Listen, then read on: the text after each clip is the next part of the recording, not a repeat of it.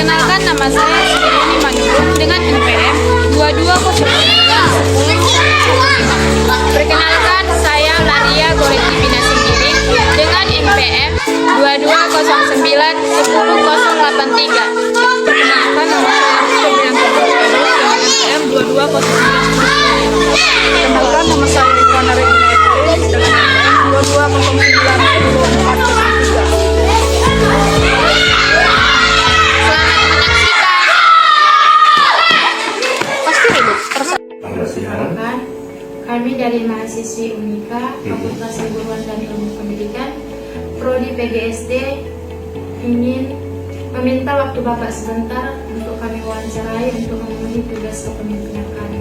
Apakah boleh, Pak? Silakan. Kami boleh tahu dengan nama Bapak? Boleh. Nama saya Nardi Pasaribu. Istri masih satu dan tidak niat menambah. Anak dua, yang satu tamat dari fisioterapi, sekarang sudah kerja di rumah sakit Prima. Yang adiknya paling kecil sekarang lagi praktik di rumah sakit Yogyakarta, juga ambil fisioterapi. Nah, saya di penitipnya di SD 0643 Medan Tunjungan. Saya diberi tugas amanah tambahan juga memang sekolah satu lagi di sini Medan Selayar, PTSD 067245. Jadi saya dengan senang hati membantu adik-adik mahasiswa untuk melengkapi tugas terkait dengan kepemimpinan. Di ini silakan saja saya ditanyakan terkait. Baik, kami akan bertanya tentang dalam memimpin sebuah sekolah, tipe kepemimpinan apa yang Bapak pakai untuk memimpin sebuah sekolah? Yang saya pakai untuk tipe kepemimpinan adalah kalau kita tahu banyak jenis-jenis kepemimpinan dimiliki oleh seorang pemimpin. Yang paling tenar itu adalah otoriter. Karena dari dulu di Eropa itu kita kenal yang namanya Hitler itu, dia memakai sistem kepemimpinan itu otoriter. Sekarang ini di Korea Utara itu kemudian itu juga memakai otoriter. Nah, hasilnya apa kita lihat yang terjadi? Kebebasan, kemerdekaan, hak asasi manusia itu terdekat. Jadi kalau saya tidak tipe-tipe di sana, saya memang tipe kepemimpinan yang saya laksanakan adalah tipe bijaksana, bukan tipe kepintaran, bukan tipe ortodok, bukan tipe otoriter. Tapi kepemimpinan saya pakai gunakan adalah kepemimpinan tipe kepemimpinan bijaksana. Artinya bijaksana, kita ingin yang kita pimpin itu jadilah dia jadi manusia. Artinya memanusiakan manusia, bukan merobotkan manusia. Nah, seperti itu. Itulah yang saya laksanakan di luar tempat. Silakan. Seperti yang kita ketahui kan Pak, dalam sebuah sekolah memiliki aturan sekolah. Ya. Jadi bagaimana strategi Bapak untuk menangani konflik jika ada yang melanggar aturan sekolah tersebut? Oke. Itu dihadapkan dua opsi atau dua kelompok atau dua bagian. Jika dihadapkan kepada konflik itu, apakah murid dengan sekolah, murid dengan murid, guru dengan guru dengan masyarakat, itu banyak kita lihat. Tapi mungkin yang ditanyakan kepada saya, bagaimana jika terjadi konflik di lingkungan sekolah, baik itu sesama guru, murid dengan guru, atau murid dengan murid, atau kita katakan saja warga sekolah. Kebetulan saya pecinta ke mata kuliah yang disebut dengan teori konflik. Nah, itu yang paling saya suka. Bagaimana konflik itu bisa terjadi? Ada dua hal, ada disengaja, ada tidak disengaja. Nah, jika itu disengaja, maka kita cari sumber. Karena otomatis kalau direncanakan masalah, berarti pasti sudah ada disiapkan sumber-sumber apa kan gitu. Tapi kalau masalah itu, konflik itu terjadi tiba-tiba, nah di sini lebih enak menyelesaikan masalah yang tiba-tiba daripada yang sudah direncanakan. Kalau direncanakan, berarti sudah mereka persiapkan apa yang mereka harus buat atau lakukan untuk melakukan satu chaos di satu tempat itu atau sekolah. Nah, untuk ini saya selaku pemimpin, jika ada dua hal itu yang terjadi, saya pasti akan mengumpulkan semua warga sekolah dan saya akan minta masukan-masukan dari setiap warga sekolah, baik itu sesama guru, juga murid, dan juga masyarakat, termasuk juga komite. Bagaimana jika ada masalah seperti ini, kita jangan pintar-pintaran. Makanya saya bilang tadi, seorang pemimpin bukan itu untuk pintar, tapi bagaimana seorang pemimpin untuk bijaksana. Nah itu dia. Jadi dengan adanya kolaborasi dari semua elemen-elemen, sekecil apa masalah atau sebesar apa masalah, pasti akan bisa diselesaikan dengan prinsip jangan mencari yang benar dan yang salah. Selama kita cari yang benar dan yang salah, masalah itu tidak akan selesai. Tetapi kalau misalnya sama-sama kita ingin berbuat yang baik ke depan, berarti kita harus lego, yang tadi merasa menang lego, berarti kita singkirkan supaya kita bisa jalan bersama. Sebagai seorang pemimpin, bagaimana cara Bapak untuk meningkatkan kompetensi sekolah ini dan bagaimana Bapak mengawasi kinerja guru? Baik, sebelum saya di sini, saya sudah 8 tahun lebih di tempat itu saya menjadi seorang kepala satuan pendidikan. Cara yang saya lakukan berbeda dengan yang dilakukan oleh kawan-kawan yang lain, karena saya berada di perubahan menjelang abad ke-21 menjelang ke-2025 Indonesia Emas. Jadi apapun ceritanya, pertama kita harus memberikan kepercayaan kepada bawahan kita. Kita harus membagi tugas kepada bawahan kita. Kita harus memberdayakan bawahan kita. Sekecil apapun tugas yang bisa saya laksanakan, itu kalau saya melaksanakannya itu lebih rendah nilainya jika saya bagi tugas itu kepada bawahan saya. Makanya ada pernah saya bacakan seorang ilmuwan mengatakan ini, seorang pemimpin yang hebat, seorang pemimpin yang berhasil apabila dia mampu memberdayakan bawahan. Nah untuk ini jika kita sudah bangun satu sistem, nah kita bangun dulu sistem apa yang mau kita lakukan? Tidak ada seorang pemimpin atau kepala satuan di tempat kerja, kalau sudah jalan sistem, semua sudah sesuai menjalankan sesuai tupoksinya masing-masing. Dan jika ada satu guru atau satu teman tidak hadir, mereka pasti akan membackup kalau sudah jalan sistem. Dan itulah yang saya lakukan. Dan saya sampaikan semangat guru-guru, lebih baik saya ada di sini, Bapak Ibu silakan apa yang mau dilakukan, daripada saya tidak ada, semua bebas. Nah untuk ini, kebebasan, kemerdekaan yang terikat adalah bagian dari seorang guru untuk digugu dan ditiru. Nah itu.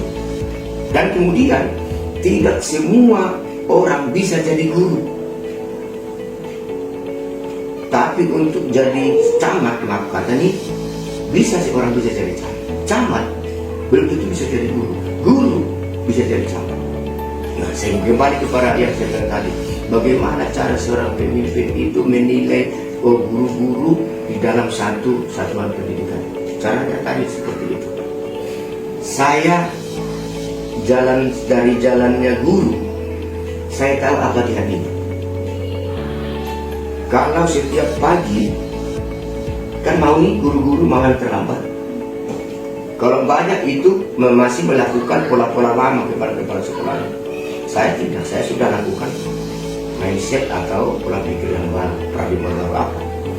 Kalaupun misalnya terlambat itu guru, ada saya di depan, itu si guru saya undang ke ruangan saya, bukan saya suruh dia masuk atau bukan saya tegur kenapa terlambat, dan saya akan suguhkan dengan senyum kepada dia. Kenapa?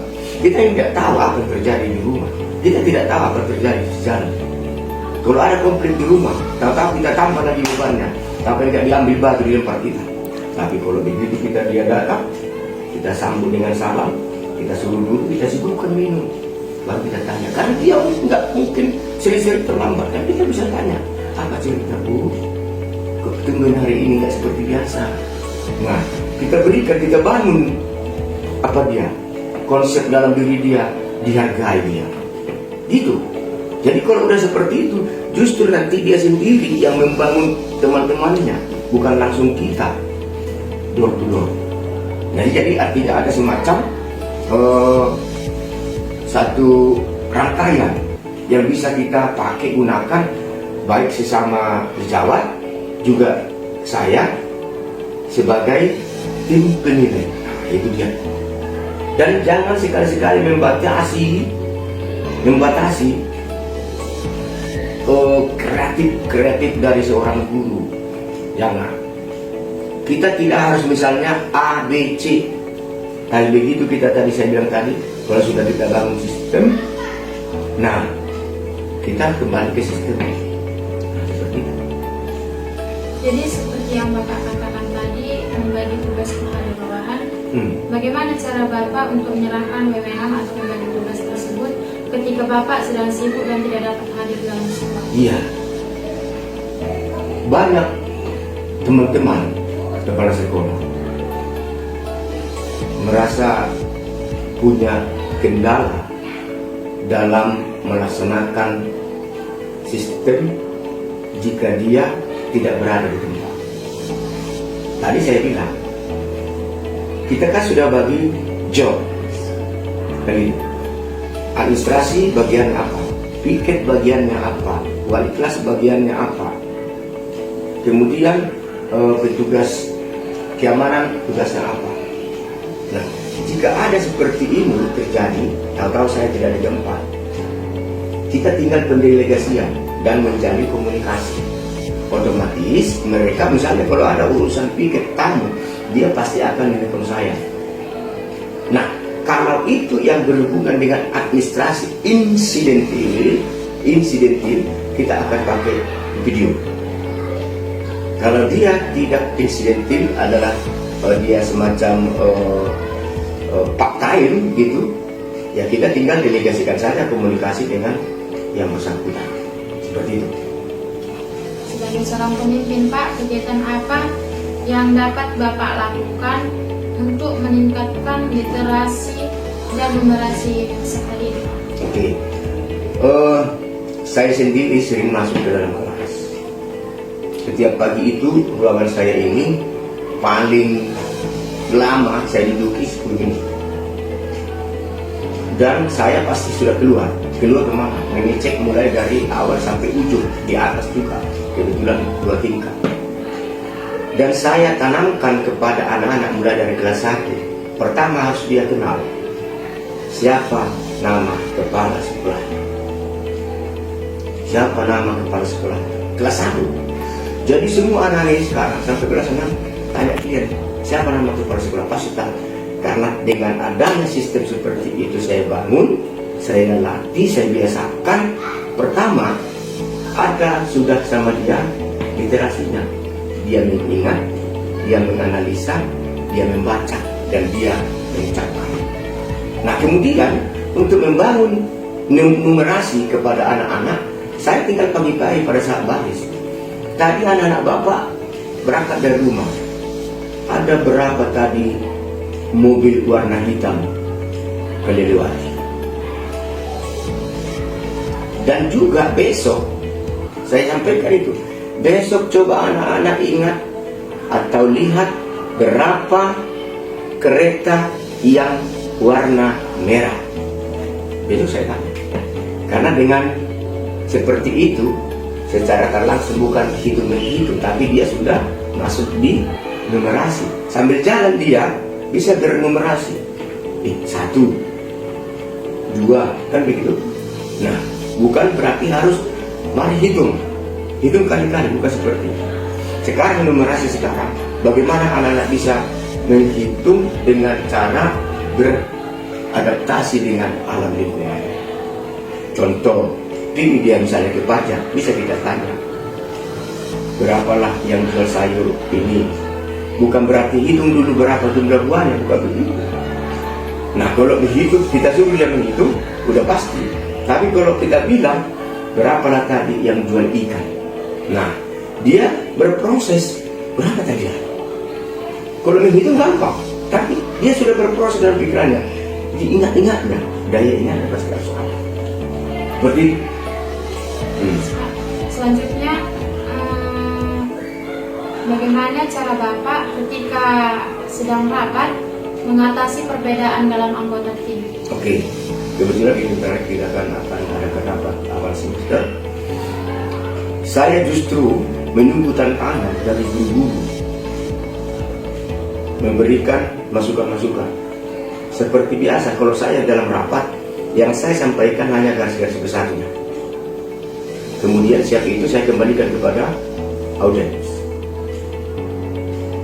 Baru item per item. Untuk item pertama, seperti yang saya sampaikan tadi, silakan dari ibu yang mau memberikan masukan. Begini. Pasti otomatis ada yang berbeda. Nah, di perbedaan inilah yang kita tunggu untuk membangun satu sistem. Jika ada perbedaan, inilah yang menimbulkan banyak kreasi, inovasi dari peserta. Kenapa?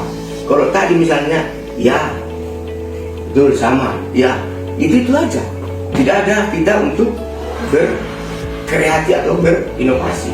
Nah, kalau ada seperti itu, kita melihat, bukan kita kembalikan voting, tidak seperti itu.